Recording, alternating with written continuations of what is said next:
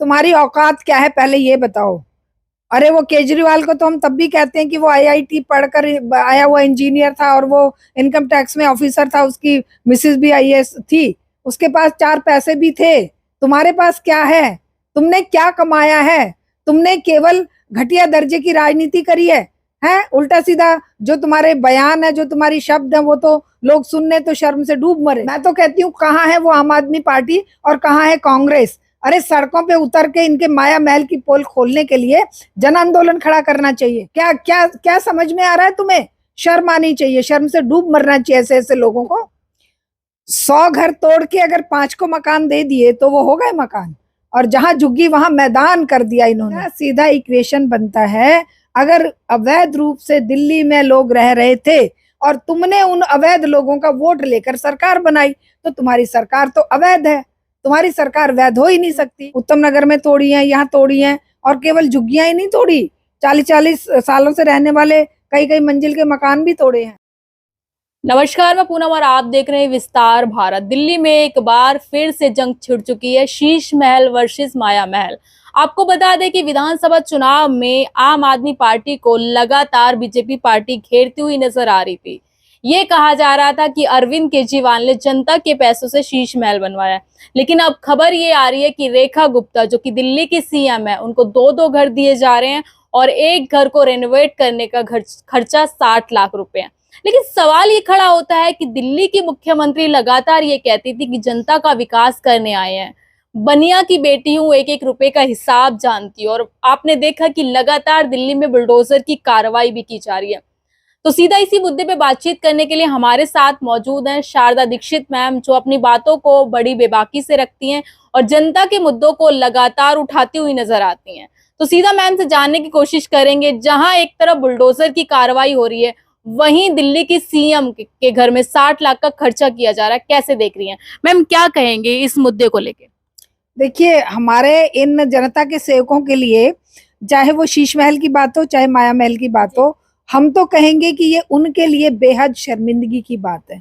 जिस जनता को तुम बुलडोजर चला के सड़क पर लाकर बैठा रहे हो, जो त्राही त्राही कर रहे हैं, वो जो बच्चे बूढ़े बुजुर्ग, उनको घर, उनके घर तोड़ के तुम अपना माया महल बनाकर किसको क्या दिखाने की कोशिश कर रहे हो? तुम्हें क्या क्या तुम अपने खुद की कमाई से, ये जनता के टैक्स पेयर के पैसे को, क्या तुम्हें अधिकार प्राप्त हो गया? जनता ने तुम्हें इसीलिए वोट दिया था कि तुम उनके घर तोड़ो और खुद के लिए तुम करोड़ों की संपदा इकट्ठी करते हुए खुद अपना 24 एसी और इतने सारे अपने डेकोरेशन के वो लगाकर खुद की शान बघारो।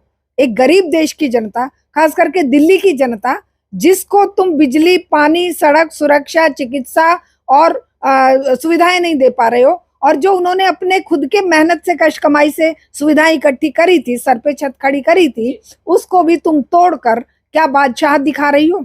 क्या क्या क्या समझ में आ रहा है तुम्हें? शर्म आनी चाहिए, शर्म से डूब मरना चाहिए ऐसे ऐसे लोगों को। मैं तो कहती हूँ कहाँ है वो आम आदमी पार्टी और कहाँ है कांग्रेस? अरे सड़कों पे उतर के इनके माया महल की पोल खोलने के लिए जन आंदोलन खड़ा करना चाहिए, और जन आंदोलन के बिना जनता की मुक्ति बिल्कुल नहीं है।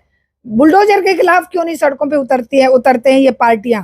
क्यों ये पार्टियां केवल दिखावे के लिए जंतर मंतर पर जाकर बात करती हैं? जहां जहां झुग्गी तोड़ी जा रही है, वहां वहां पर उस जनता को लेकर जो सड़क पर बैठी है, जन आंदोलन खड़े किए जाने चाहिए। और इनको अच्छी तरह से ये पता होना चाहिए कि ये जनता जो दिल्ली को चलाने के लिए जिम्मेदार है, ये मजदूर वर्ग, ये मेहनत कश वर्ग, जिसके टैक्स पेयर के पैसे से तुम डायरेक्ट और इनडायरेक्ट टैक्स लेकर दिल्ली की शान बढ़ा रहे हो, अपने अपने घरों में सुविधाएं जुटाकर, और यहाँ पर जनता को बर्बाद करके तुम ये घरों को तोड़कर जनता के हक का छीनकर अपने लिए सुविधाएं बनाओगे, जनता तुम्हें माफ नहीं करेगी। सवाल ये खड़ा होता है, लगातार ये कहा जाता है कि अवैध अतिक्रमण कर रखा है, और मोदी जी ने कहा था जहां झुग्गी वहीं मकान, तो मकान तो दिए है ना लोगों को। 100 घर तोड़ के अगर 5 को मकान दे दिए तो वो हो गए मकान, और जहां झुग्गी वहां मैदान कर दिया इन्होंने। जहां झुग्गी वहां मकान की बजाय जहां झुग्गी वहां मैदान कर दिया। ये जनता को धोखा देने में एक्सपर्ट हैं, और वो जो बार बार कहती है मैं बनिया की बेटी हूँ। एक बनिया तो मुख्यमंत्री बना, वो प्रधानमंत्री बना बैठा है, जो आते ही कहा था मेरे खून में बिजनेस है। इसके भी खून में बिजनेस है। इसने भी कोई ये जो लॉबी होगी, जो बिल्डर लॉबी होगी, उससे बड़ी रकम ली होगी इलेक्शन में, और अब उस रकम को चुकाने के लिए ये उनको ये बड़े बड़े प्लॉट झुग्गियां तोड़ के, जिनको ये अवैध कह रहे हैं, कोर्ट का ऑर्डर है मैम, ये तो। जिनको ये अवैध कह रहे हैं, सीधा सीधा इक्वेशन बनता है। अगर अवैध रूप से दिल्ली में लोग रह रहे थे और तुमने उन अवैध लोगों का वोट लेकर सरकार बनाई, तो तुम्हारी सरकार तो अवैध है, तुम्हारी सरकार वैध हो ही नहीं सकती, क्योंकि तुम्हारी 30% वोट इंटैक्ट होती है, 30 से 28-30%। और इस बार तो लोग बहुत नाराज थे, वो भी तुम्हारी अपनी नहीं थी। तुमने जो वोट बटोरी है वो झूठे वायदे, झूठे जुमले देकर बटोरी है, और वो झूठे जुमले और झूठे वायदे इन अवैध कॉलोनियों से ही तुमने देकर लोगों को बेवकूफ बनाया है। अब इन अवैध कॉलोनियों की वोट लेकर अगर तुम सरकार में बैठे हो, तो सरकार खुद अवैध है, और वो सुप्रीम कोर्ट या हाई कोर्ट खुद ये देखे कि इस अवैध सरकार को सत्ता में रहने का कोई अधिकार नहीं है, क्योंकि जनता के लिए सरकारें बनती हैं, जनता सरकार के लिए नहीं होती है। जनता का कोई सरकार का कोई हक नहीं बनता कि जनता के गले की रोटी छीन ले, जनता के मुंह का टुकड़ा छीन ले, जनता के सर की छत छीन ले, और फिर उन्हें अवैध कहकर धक्के मार के निकाल दे। यही अवैध जनता जो है ना, तुम्हारे लिए ये ऐशो आराम के लिए टैक्स पे करती है, यही अवैध जनता कहा ये जा रहा है ना कि लगातार जब से बीजेपी सरकार आई है जनता का विकास हो रहा है। 100 दिन में देखिए आप, दिल्ली बदल गई है, लगातार रेखा गुप्ता यही बयान दे रही हैं। बहुत जल्दी बदल गई है। वो गड्ढे जो सड़कों में घुटनों घुटनों तक पानी भर रहा है, एक बारिश में ही पता चल रहा है कि दिल्ली कितनी बदल गई है। कितना तुम लोगों ने दिल्ली को बर्बाद किया है कि वो जो बारिश के टाइम पे लोग अपने घरों में रहते हैं आराम से, लेकिन तुमने बुलडोजर चलाकर उनके घरों की छत छीनकर, अभी यहाँ पर भी मैं देख रही हूँ, उत्तम नगर में तोड़ी है, यहाँ तोड़ी है, और केवल झुग्गियां ही नहीं तोड़ी, 40-40 सालों से रहने वाले कई कई मंजिल के मकान भी तोड़े हैं। तुमने ये नहीं देखा है कि तुम्हारे खुद के डिपार्टमेंट इनसे टैक्स, हाउस टैक्स ले रहे हैं, खुद के डिपार्टमेंट बिजली पानी के कनेक्शन दे रहे हैं, खुद के चुनाव आयोग इनके वोटर लिस्ट, वोटर कार्ड बनवाए हुए हैं, तुमने आधार कार्ड बनवाए हुए हैं, इनके बैंकों में खाते और बच्चे स्कूल में पढ़ रहे हैं, इसके बाद भी अवैध प्रवासी हैं। ये क्या कहीं दूसरे देश से आए, अमेरिका, ब्रिटेन, फ्रांस या बांग्लादेश या पाकिस्तान से आए हैं? और अगर आए हैं तो तुम क्या कर रहे थे सत्ता में बैठे हुए 11 साल से?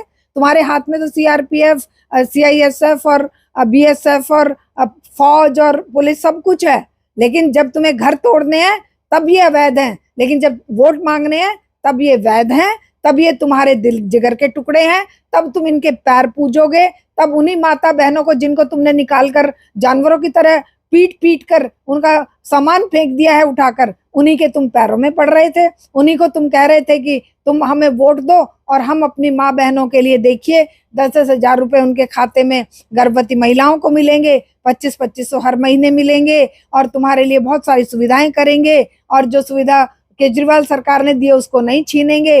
लेकिन ये धीरे धीरे इस दिल्ली को आम जनता से खाली कराकर ये इस दिल्ली को सौंप देंगे मल्टीनेशनल कंपनियों के हाथ में, और बिल्डर लॉबी जो इन पर दबाव बना रही है, क्योंकि दिल्ली के प्राइम लैंड जहां जहां पर लोग आराम से प्रवासी लोग रह रहे हैं, चाहे बिहार, यूपी और कहां कहां से आकर, उन सबको बेघर करके, बर्बाद करके ही ये रेखा गुप्ता जैसे लोग और ये जो सत्ता में बैठे जितने भी लोग हैं, ये तभी चैन पाएंगे, क्योंकि इनकी रोटी केवल जनता से तो केवल वोट चाहिए और टैक्स चाहिए। मैम लगातार जिस तरीके से माया महल को लेके लगातार दूसरी पार्टियां, विपक्ष पार्टियां ये तंज कस रही हैं, लेकिन रेखा गुप्ता ये कह रही हैं कि शीश महल बना था अय्याशी के लिए, मेरा जो घर बनेगा वो जनता के लिए बनेगा, जनता के मुद्दों को उठाया जाएगा।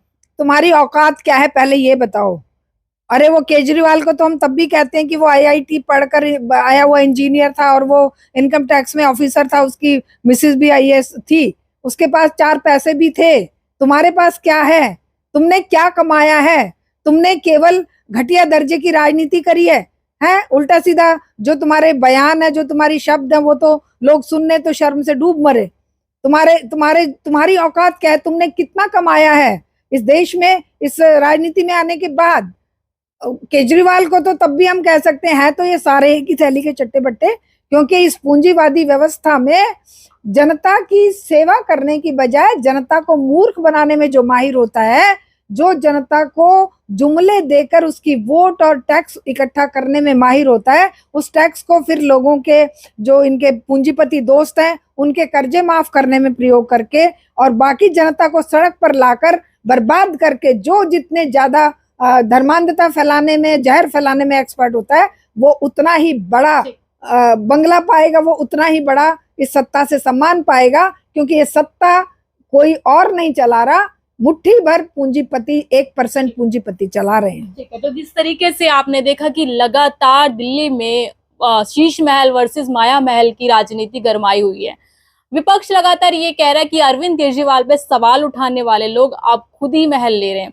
हालांकि मैम का कहना भी यही है कि जिस तरीके से आम आदमी पार्टी पर तंज कसने वाली पार्टी खुद महल ले रही है, लेकिन सवाल ये खड़ा होता है कि एक मुख्यमंत्री को दो घर की क्या जरूरत है। आप लोगों की जो भी राय है हमें कमेंट बॉक्स में जरूर शेयर कीजिएगा। मैं पूनम, आप देखते हैं विस्तार भारत।